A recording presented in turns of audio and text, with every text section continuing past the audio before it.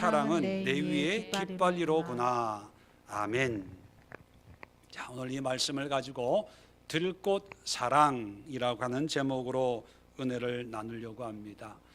이제 봄을 맞이해서 이제 들로, 산으로, 공원으로 가보면 아마 많은 들꽃들이 이것저것 피어서 그 아름다움을 뽐내고 있습니다.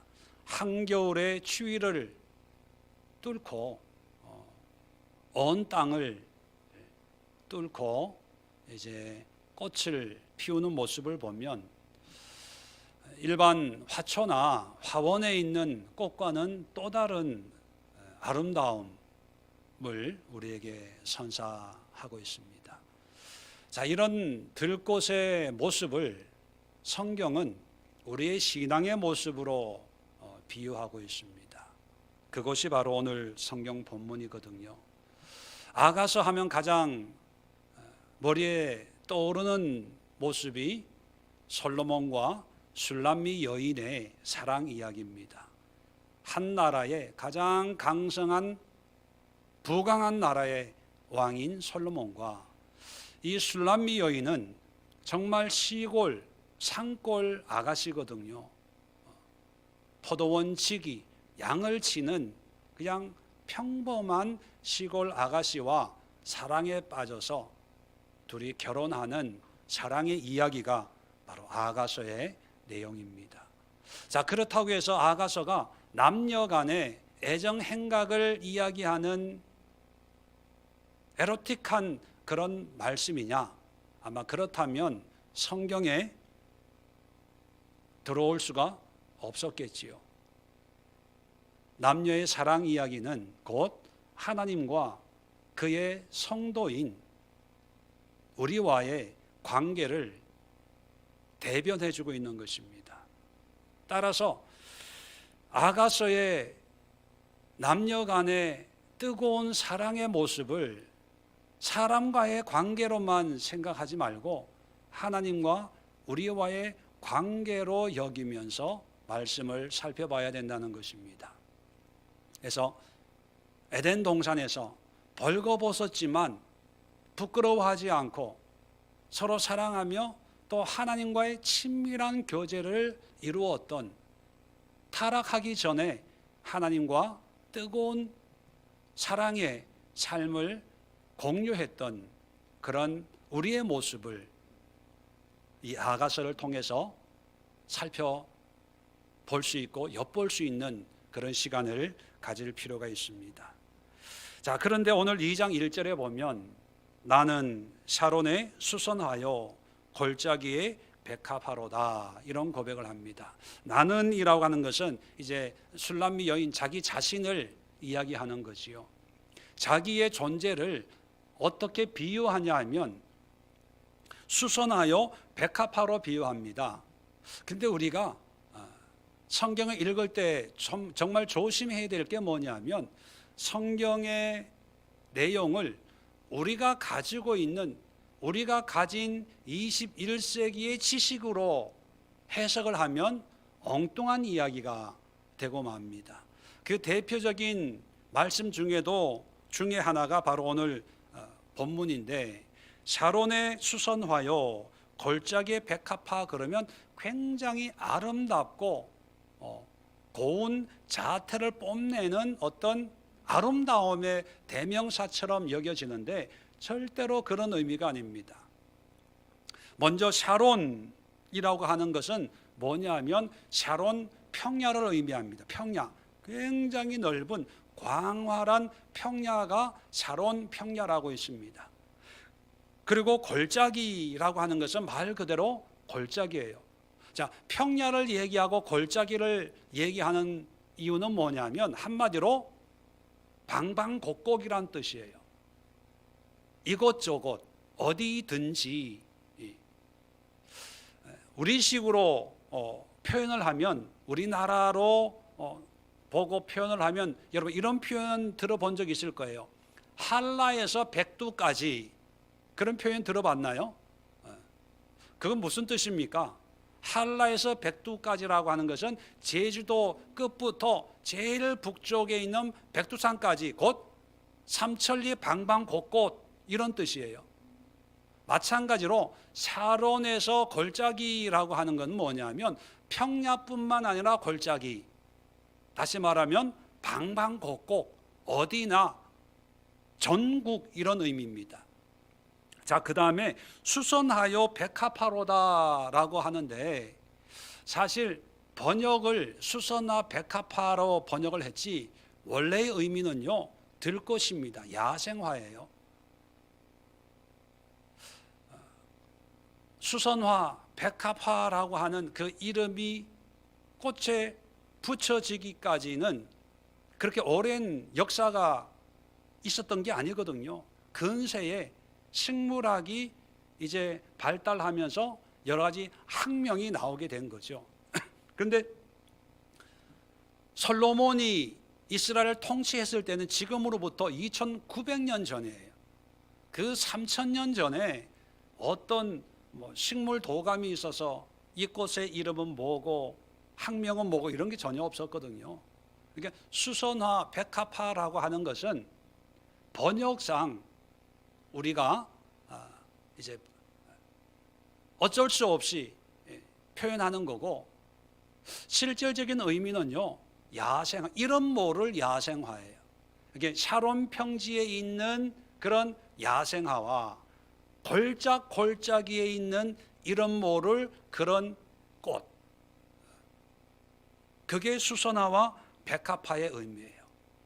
우리가 백합화 그러면 하얀색의 고운 자태를 가지고 있고 우아한 그런 꽃을 상상을 해요. 근데 그 상상을 좀 없애야 이 말씀이 이해가 돼요. 이름이 백합화라고 해서 흰 백자라고 오해를 하는데 흰 백자가 아니고 일백백자입니다. 일백백. 그래서 백합화의 색깔이 여러 종류가 있어요. 흰 꽃도 있고 핑크도 있고 빨간 꽃도 있고. 자, 5장 13절에 보면 이 백합화를 비유적으로 사용하는데 5장 13절 한번 보실래요? 자, 뺨은 향기로운 꽃밭 같고 향기로운 풀 언덕과도 같고 입술은 백합화 같고. 여러분, 입술을 백합화에 비교하고 있어요. 그럼 이 입술이 어떻다는 거예요? 희다는 걸까요? 아니, 빨갛다는 거예요. 그래서 이스라엘의 백합화는요 빨간색입니다. 빨간색. 지금도 봄이 되면 이스라엘 평지에 이 수선화 같은 백합 같은 아네모네 같은 이런 빨간 꽃들이 만발을 해요. 그래서 샤론의 수선화, 골짜기의 백합화라고 하는 것은 이름 모를 야생화, 들꽃이다. 자, 그래서 예수님도 누가복음 12장 27절, 28절에 이런 말씀을 하신 거죠. 백합화를 생각하여 보라. 실도 만들지 않고 짜지도 아니하느니라. 그러나 내가 너에게 말하노니 솔로몬의 모든 영광으로도 입은 것이 이 꽃 하나만큼 훌륭하지 못하였느니라. 오늘 있다가 내일 아궁이에 던져지는 들풀도 하나님이 이렇게 입히시거든 하물며 너희 일까 보냐. 자, 백합화라고 지칭을 했지만 28절에 오늘 있다가 내일 아궁이에 던져지는 들풀도 이렇게 입힌다, 이런 얘기를 하고 있는 걸 보면 백합화가 곧 뭐라는 얘기예요? 들풀이라는 얘기. 들풀, 보잘것없다는 얘기. 자, 그러면 술람미 여인이 정말 솔로몬은 가장 지혜롭고 가장 능력 있고 가장 부유한 사람 아닙니까? 그런 사람에 비유한다면 자기는 뭐와 같냐? 야생화, 들꽃이라는 거예요. 그 의미는 나는 내세울 것도 없고 잘난 것도 없고 또 가진 것도 없고 남들이 나를 이쁘다 그렇게 여겨줄 것도 없다는 거예요. 그리고 나만 이 정도인 것이 아니라 나와 비슷한 사람들이 수도 없이 많다는 거예요. 평범하다는 겁니다. 5절 6절 한번 볼래요? 1장 아가 1장 5절과 6절. 예루살렘 딸들아. 자, 예루살렘 딸들아라고 부르는 것은 예루살렘은 그 당시에 이제 대도시, 요즘 말로 하면 수도거든요. 수도에 있는 딸들아라고 하는 것은 아름답고 예쁘고 날씬하고 뭐 그런 거예요. 오늘날로 보면 강남 아가씨들아 이런 의미가 되는 거죠. 자, 내가 비록 거무나 아름다우니 게달의 장막 같을지라도, 게달의 장막이라고 하는 것은 유목민들이 이제 집을 짓고 있는 장막의 그 색깔이 거무스름한 걸, 그걸 게달의 장막이다 그렇게 표현합니다. 게다르라는 말이 검다는 뜻이거든요. 자, 검은 장막 같을지라도 솔로몬의 휘장과도 같구나. 솔로몬의 휘장이 얼마나 아름답겠습니까? 거기에 뒤지지 않는다는 거예요. 6절입니다. 내가 햇볕에 쬐어서 거무스름할지라도 흘겨보지 말 것은 내 어머니의 아들들이 나에게 노하여 포도원 지기로 삼았음이라. 자, 포도원 지기, 얼마나 땡볕에 이 일을 해야 됐을까요? 그러다 보니까 아가씨임에도 불구하고 얼굴이 타가지고 거무스름해졌다는 거예요. 이게 정말 평범한 내세울 것이 없는 시골 아가씨, 촌구석에서 일하고 있는 그런 아가씨의 모습을 들것에 비유하고 있습니다. 어쩌면 우리가 바로 이런 들꽃이 아닐까요? 이 지구상에 인구가 얼마나 많겠습니까? 약 70억이 된다고 하는데 70억. 그 70억 사람들 중에 한 사람이 우리거든요. 근데 우리 자신이 그렇게 대단한 것도 아니고 잘난 것도 아니고 또 우리가 살아가는 환경이 편안하고 누가 봐도 우러러 볼 수 있는 부러워하는 그런 환경도 아니라 그저 세상의 한 구석에 이곳저곳에서 얼망졸망 도토리 키재기 하듯이 그렇게 자라고 있는 거예요. 가지면 얼마나 가지며, 잘생겼으면 얼마나 잘생겼으며, 많이 배웠으면 얼마나 배웠으며, 똑똑하면 얼마나 똑똑하겠어요. 거기서 거기지요 뭐. 봄에 들판에 가면 이름 모를 꽃들이 이제 피어나기 시작합니다. 그 수많은 꽃들 속에 하나를 택할 수 있겠습니까?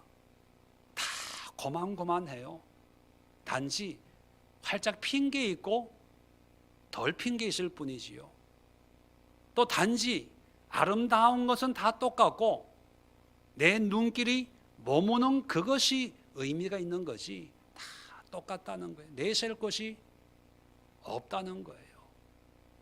자, 그런데 그 들판의 사론 평야에 이름 모를 꽃들이 피어 있는데 그 중에 하나인 나를 솔로몬이 택했다는 거예요. 이게 무슨 뜻일까요? 세상은 몰라주고 사람들은 나를 아름답다고 눈여겨보지 않지만 하나님은 나를 알고 찾아오신다는 거예요. 우리가 이 세상에 들꽃처럼 살아간다고 하는 그 의미는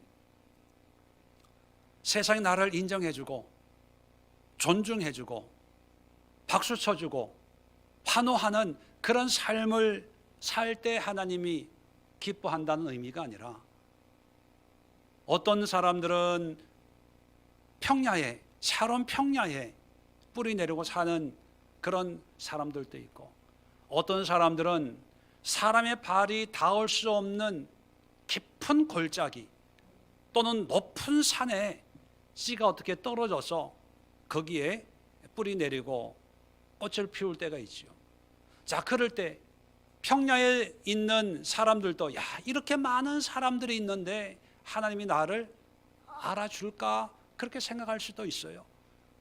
골짜기에 피어있는 꽃들처럼 이렇게 힘들게 살아가는데, 어렵게 하루하루 근근히 살아가는데 하나님이 나 같은 사람 기억이라도 할까? 그렇게 생각할 수 있잖아요.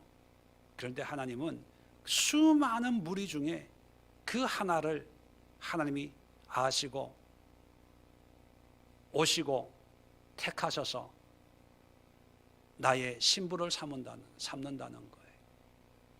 사람은 절대로 갈 수 없는 깊은 골짜기에 내가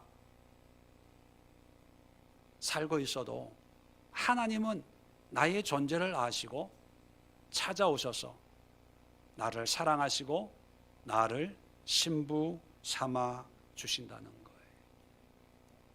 그래서 우리가 비범해서 특별해서 하나님의 사랑을 덧입는 것이 아니라 평범하고, 아니 평범이 아니라 일반 수준보다 좀 못하더라도 하나님은 우리의 존재를 알고 있는 그런 들꽃이라고 하는 것을 우리는 기억할 필요가 있습니다. 환경적으로 보면, 또 신분적으로 보면 술람미 여인과 솔로몬은 비교할 수 없어요. 그런데도 이 술람미 여인은 솔로몬 앞에서 자기를 비하하거나 작게 보지 않아요.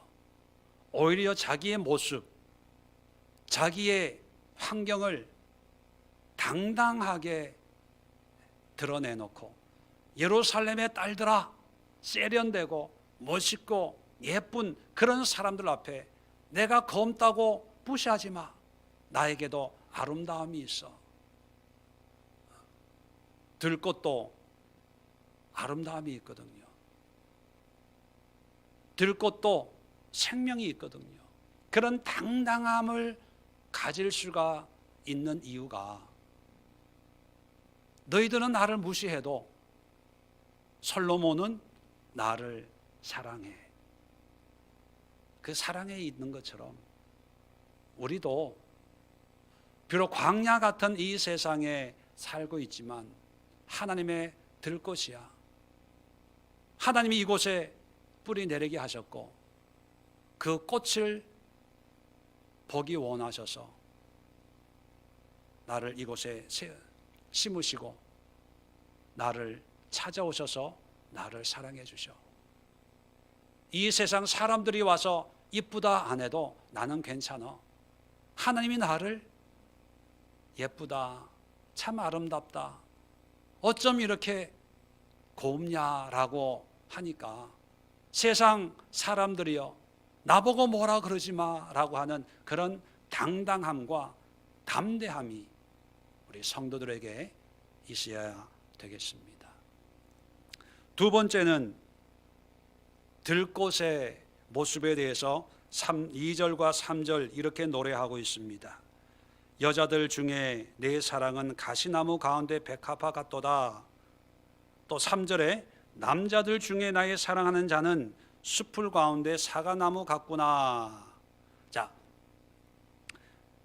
백합화, 야생화죠. 들꽃인데 이번에는 가시나무 가운데 백합화다, 그렇게 노래하고 있고요. 또 남자에 대해서, 솔로몬에 대해서는 뭐냐면 숲풀 가운데 사과나무 같다, 이런 고백을 합니다. 이게 무슨 뜻일까요? 가시나무 또는 숲풀이라고 하는 것은 자라는 환경을 얘기합니다. 가시나무 속에 씨가 떨어져서 그 가시나무 틈을 비집고 야생화가 자라잖아요. 또 사과나무라고 하는 것은 우리식으로 또 과수원에 있는 그런 사과나무를 생각하면 안 되고 야생하는 그런 사과나무 씨가 어떻게 바람에 날려서든지 아니면 비에 떠내려 가다가 씨를 이게 땅에 이제 씨가 박혀서 뿌리가 내렸는데 숲을 가운데 자라게 되는 거예요. 숲을 하면 우리나라의 어떤 푸른 숲을 상상하면 또 안 되고요. 숲풀이라고 하는 것은 이스라엘의 어떤 척박한 토양에 이 잡풀, 덩쿨, 엉겅퀴가 있는 그런 숲풀을 의미하는 거예요. 다시 말하면 가시나무나 숲풀의 의미가 뭐냐면 살기 힘든 환경이 척박한 땅을 의미합니다.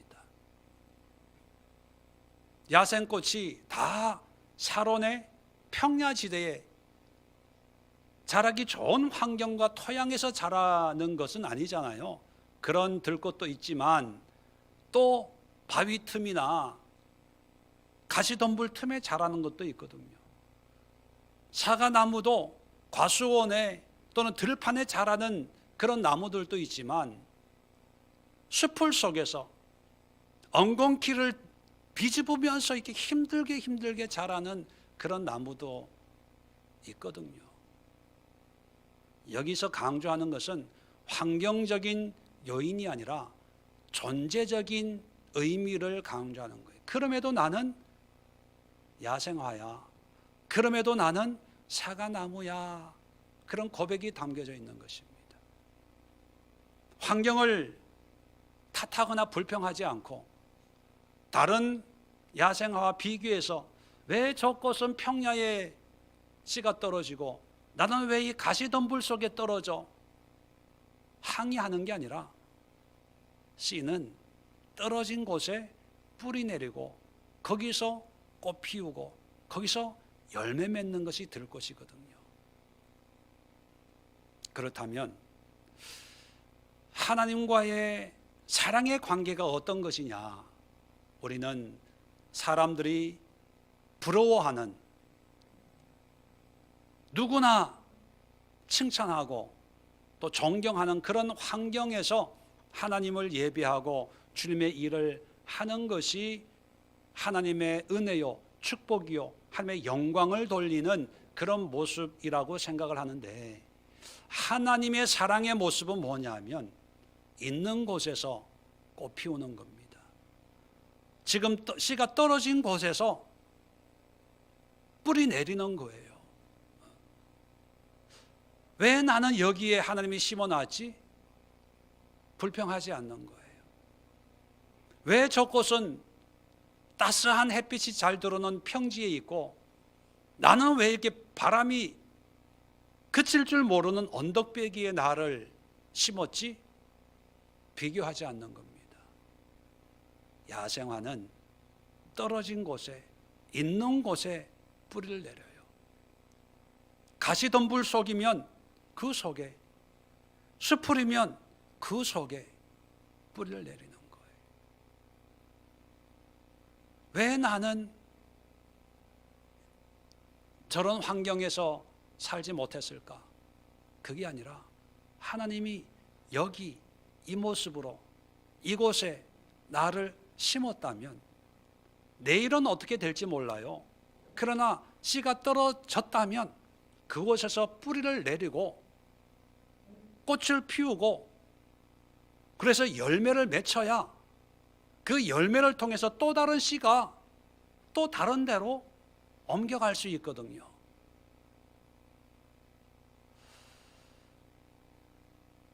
제 조카 중에 목사인 조카가 저랑 같이 교회를 할 때 전도사로 우리 청년부를 섬겼던 적이 있었습니다.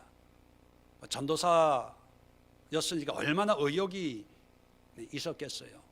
그래서 제 조카 보고, 야, 여기서 몇몇 안 되는 이 청년들하고 열심히 해서 이들을 변화시켜봐.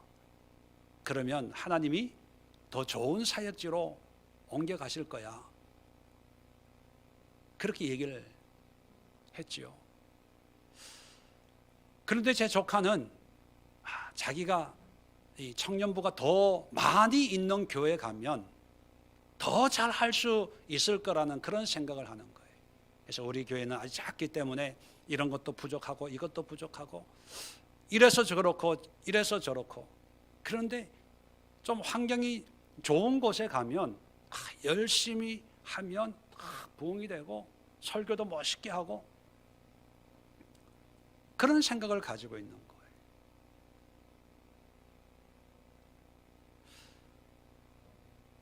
그런 모습이 비단 제 조카의 모습만이 아니라 우리의 모습이기도 합니다. 내 환경에 이것만 좀 없으면, 또 이렇게만 되면 이것 때문에 내가 못하는 거야. 그런데 들꽃은요, 그런 마음 가질까요? 가지지 않습니다. 묵묵하게 그곳에 씨를 내리는 거예요. 이게 하나님의 마음이고 하나님을 사랑하는 고백이에요. 대단한 것으로, 멋있는 것으로가 아니라 하나님의 뜻에 순종하면서 하나님만 바라보는 거죠. 사람을 기쁘게 하려고 하는 것이 아니라 여기까지 인도하신 하나님 보라고 들꽃이 꽃을 피우는 거거든요. 아브라함과 언약을 맺으면서 하나님은 이 땅을, 가나안 땅을 젖과 꿀이 흐르는 이 땅으로 대대에 너희 후손에게 주겠다, 그렇게 말씀하셨습니다. 그런데 지도를 놓고 보면요, 그 당시에 정말 옥토는 가나안 땅보다 더 살기 좋은 곳이 얼마나 많았는지 몰라요. 그 많고 많은 환경이 좋은 땅을 다 버려두고 왜 지금의 팔레스타인을 후손들에게 준다고 했을까요? 신명기 11장을 한번 찾아보십시다. 신명기 11장 10절로 12절을 한번 찾아보세요.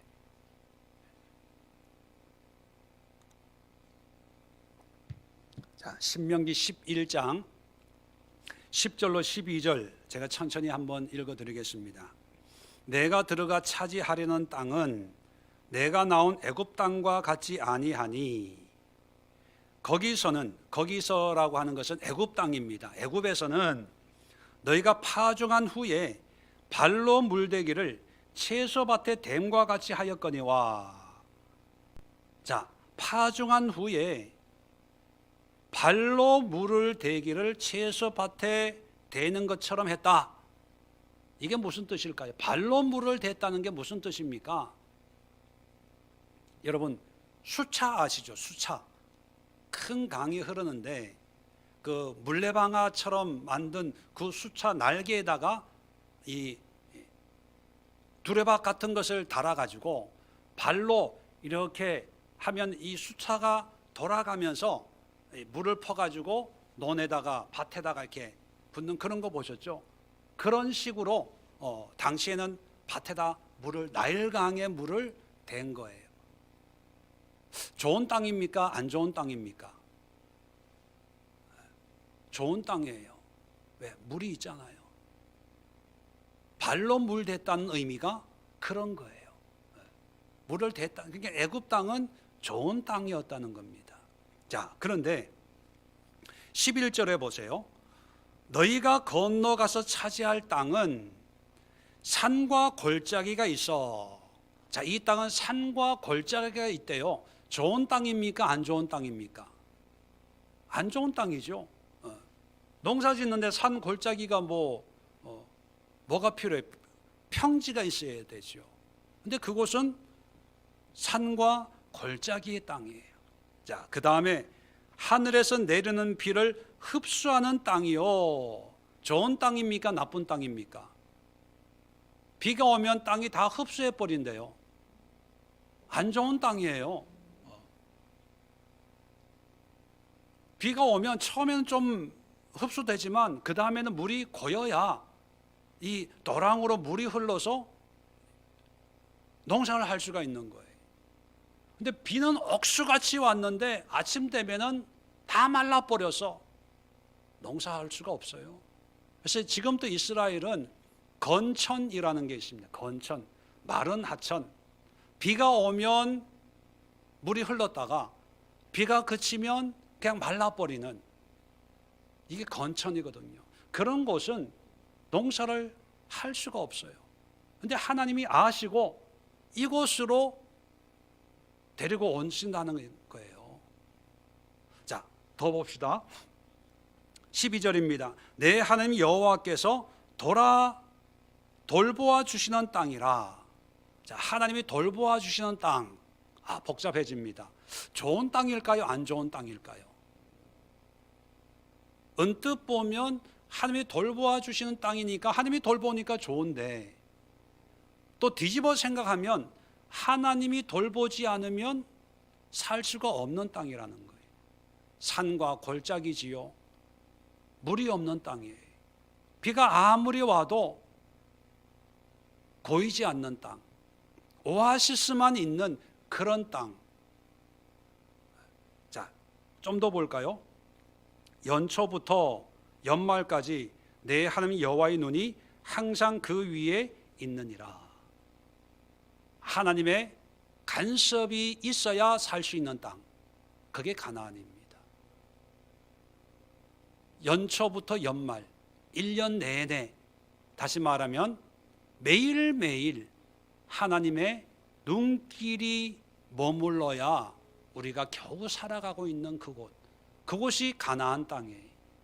다시 말해 환경이 좋아서가 아니라 그곳에 누가 계시기 때문에, 하나님이 계시기 때문에 젖과 꿀이 흐르는 땅인 거지요. 그곳으로 이스라엘 백성들을 심으신 거예요. 그곳에서 나를 예배해, 나를 경배해, 나에게 순종해, 그렇게 말씀하신 거예요. 우리도 마찬가지입니다. 우리는 좀 더 나은 환경, 좀 더 편안한 환경, 보기 좋고 살기 좋은 여건을 우리는 원하죠. 당연하죠. 그럼에도 불구하고 하나님이 이곳에 이 모습으로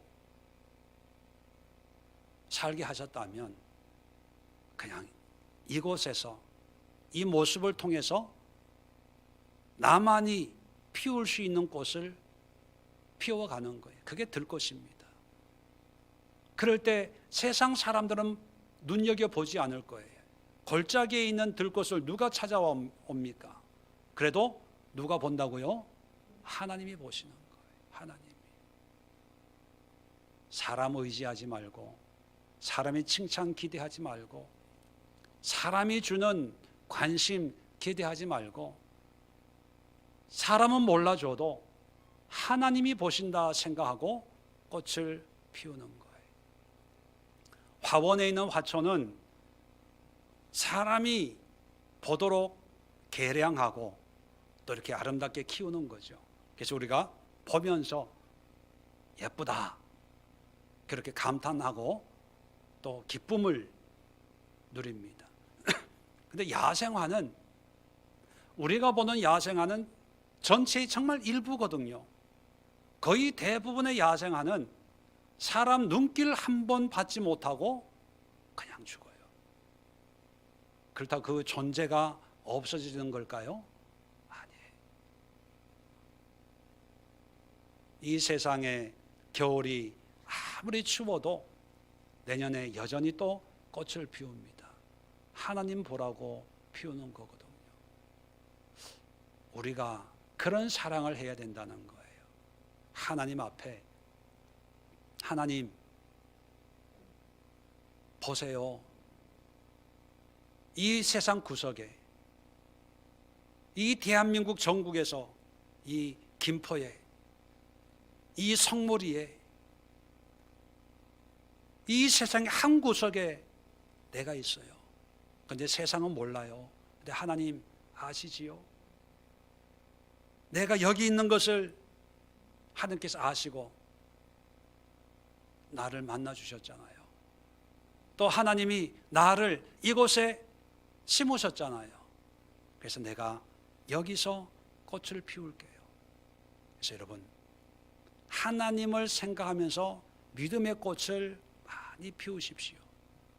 그러면 하나님이 그 다음 해에 씨를 또 바람과 비를 통해서 강물을 통해서 날려서 또 다른 곳에 씨를 퍼뜨려서 그곳에서 또 열매 맺게 하시는 거예요.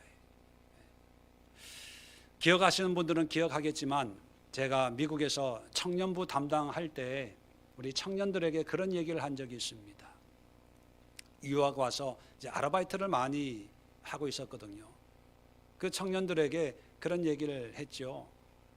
가게 아르바이트 하러 출근을 하면 출근 시간보다 10분 일찍이 와서 주인보다 먼저 와서 가게 문 앞에서 기다려라. 3개월을 그렇게 하면 주인이 가게 열쇠를 맡길 거다. 열쇠를 맡으면 정식으로 문 여는 시간보다 1, 20분 더 일찍 문을 열고 가게 청소를 해라.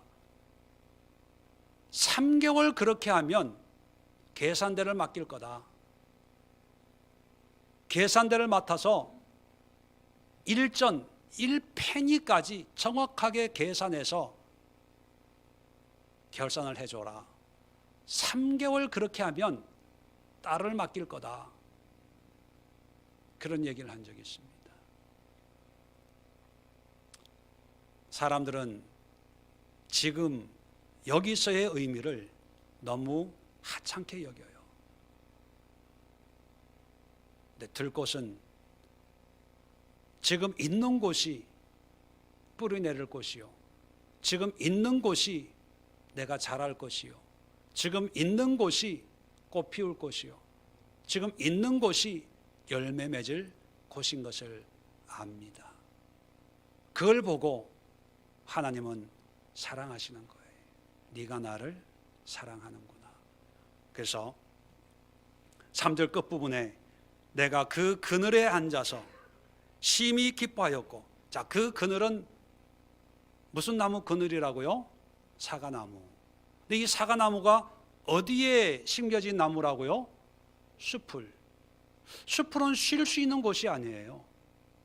쉼을 줄 수 있는 곳이 아닙니다. 그런데 그곳에 자란 사과나무가 쉼을 주는 거예요. 그리고 그 열매는 내 입에 달았도다. 여러분, 이런 열매 맺는 우리의 신앙이 될 수 있기를 바랍니다. 마지막으로 세 번째 4절에 보니까 그가 나를 인도하여 잔치집에 들어갔으니 그 사랑은 내 위에 깃발이로구나. 자, 이제 잔치집에 들어갔는데, 자, 이 잔치집이라는 의미도 이제 번역을 의역을 하니까 잔치집인데, 원어적으로 번역하면 포도주의 집입니다. 포도주의 집.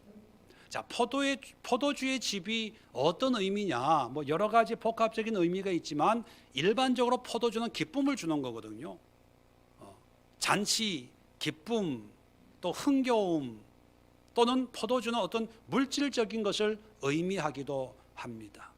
한마디로 얘기하면 물질적으로 풍부한, 그래서 물질적인 그런 기쁨과 감사가 있는 그런 집으로 들어갔는데, 그러니까 솔로몬이 인도하니까 얼마나 어리번쩍하겠어요. 그리고 얼마나 극상품의 포도주가 넘치는 그런 집이겠습니까? 근데 술람미 여인은, 자, 그 다음에 보니까 그 사랑은 내 위에 깃발이로구나. 깃발이라고 표현합니다. 깃발은 성경에서 승리를 의미합니다. 승리, 안정 또는 성취, 그런 뜻이지요. 자, 그런데 이 술람미 여인에게 행복을 주고 기쁨을 주고 감사를 주고 성취를 주는 것이 잔치집의 포도주가 아니라 뭐라고요?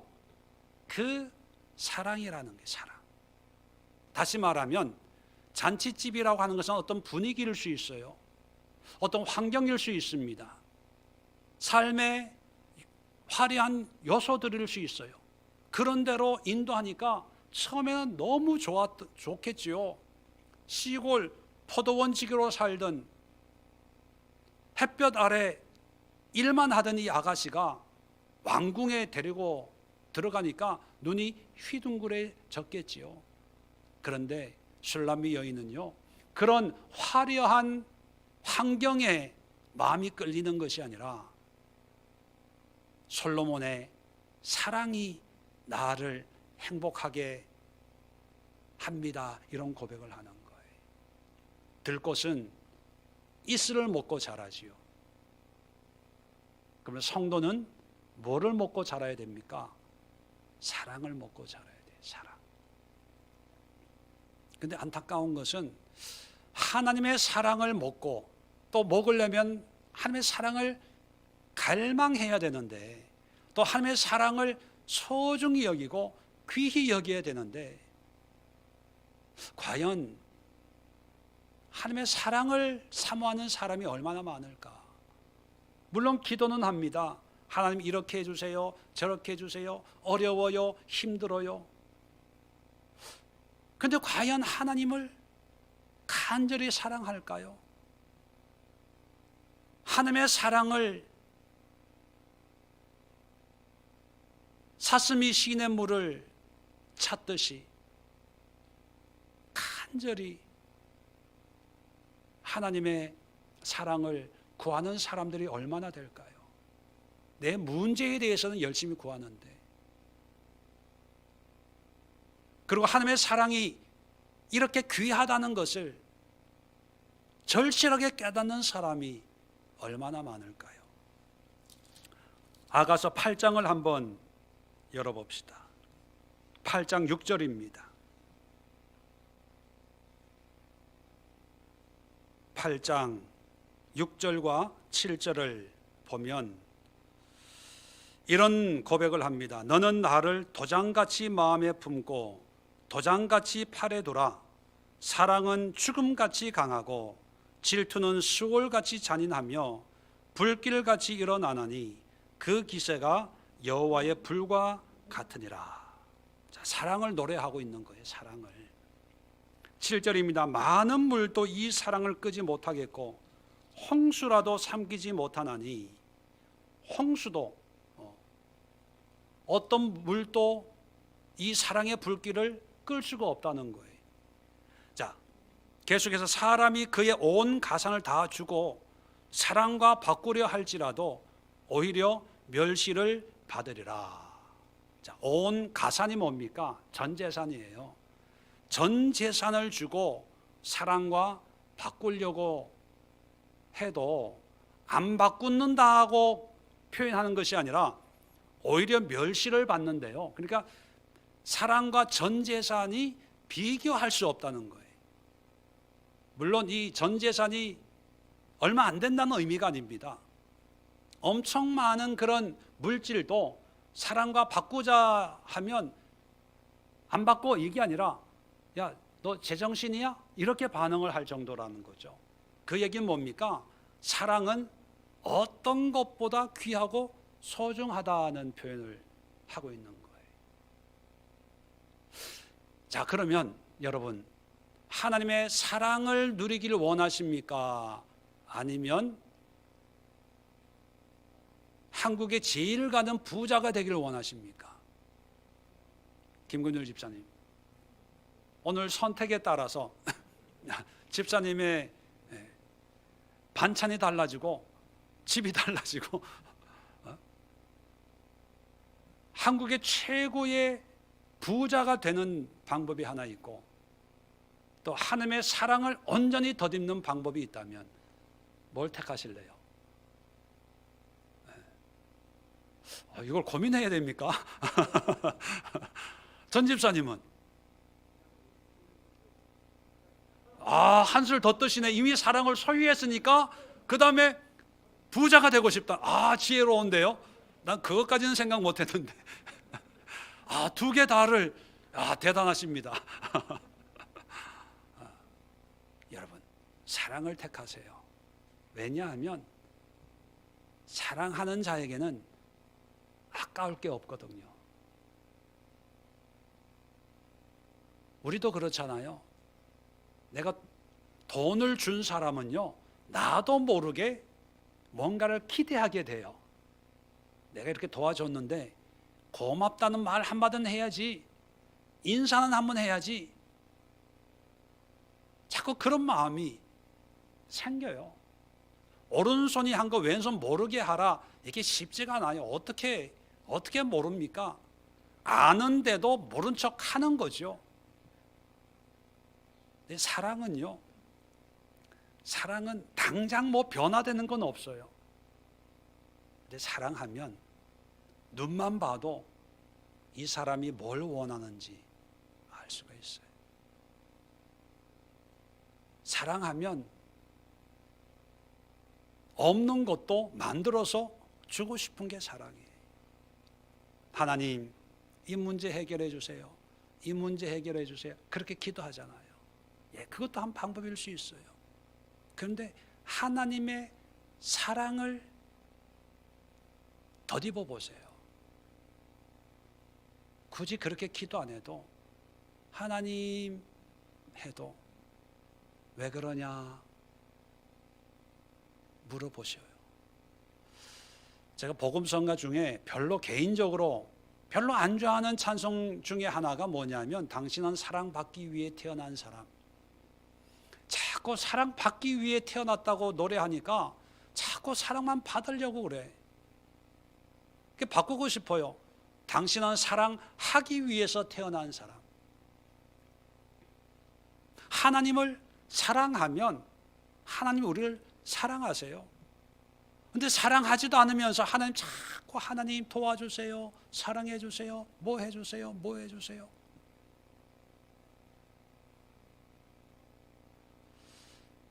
솔로몬과 술람비는 세상적으로는 비교할 수 없는 그런 환경의 사람이지요. 그런데 왕비가 돼요. 그 이유가 뭡니까? 사랑 때문이거든요. 6장 10절 한번 보실래요?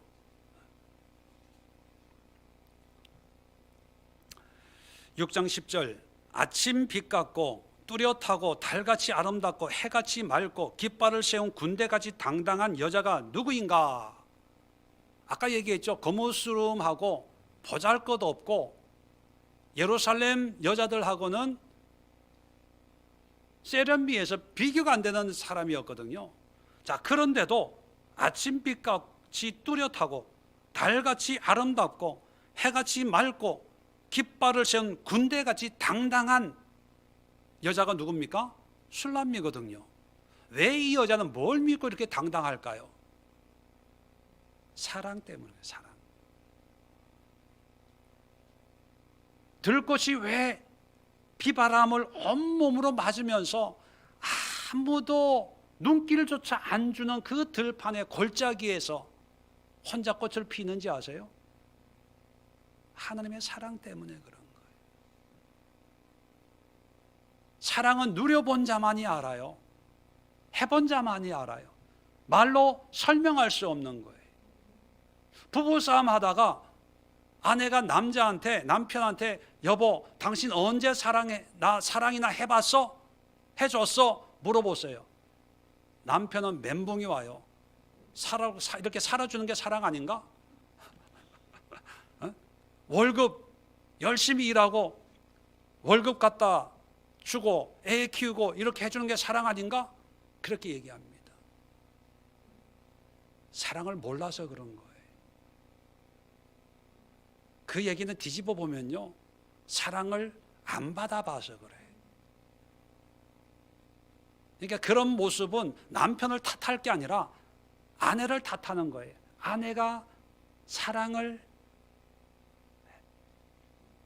했으면, 그 사랑을 받아봤으면 남편도 그렇게 사랑할 텐데 사랑을 안 해주고 사랑만 받으려고 하니까 자꾸 잔소리처럼 되는 거예요.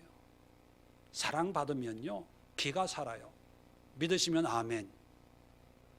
아내들이 기가 사는 게 요즘 많이 달라졌더라고요. 핸드백이 바뀌어지면 기가 살고 갯돈 있으면 타면은 기가 살고 뭐 그러는데, 원래 아내의 기는 누가 세워주는 거예요? 남편이 세워주는 거예요. 뭘로요? 네, 돈으로. 용돈 100만 원 줘보세요. 뭐 큰 소리 치고. 근데 사랑으로 세워야 돼. 하나님 우리를 사랑으로 세우려고 하는데 우리는 자꾸 환경으로 세우려고 해요. 이 일 잘 되게 해주세요. 이 기도 제목 응답해 주세요. 우리 자식, 우리 남편, 우리 회사, 우리 직장, 내 건강, 뭐. 사랑으로 우리는 살아야 돼요. 하나님, 들 곳이 이슬로 살아가는 것처럼 나는 주의 사랑으로 살기를 원합니다. 주여, 사랑의 은혜를 덧입게 해주옵소서. 그래서 하나님의 사랑을 덧입으면 당당해지는 거예요. 환경이 달라지지 않아도 먹구름이 피어올라서 당장 장대비 같은 비가 쏟아져도 태풍이 몰려와도 들꽃은요 두려워하지 않아요. 꺾여질 때도 있어요. 그래도 염려하지 않아요. 왜요? 내년 봄에 또 피어나니까. 이거 한번 꺾어보세요. 난리가 나요. 누가? 제가. 이걸 왜 꺾어? 왜 꺾으면 죽는 거예요. 끝이에요. 근데 야생화는 괜찮아요. 밟아보세요. 누가 뭐라고 안 그래요. 왜? 살아나니까. 그 야생화가 누구라고요? 우리예요, 우리. 나라는 것을 잊지 마세요. 기도하겠습니다.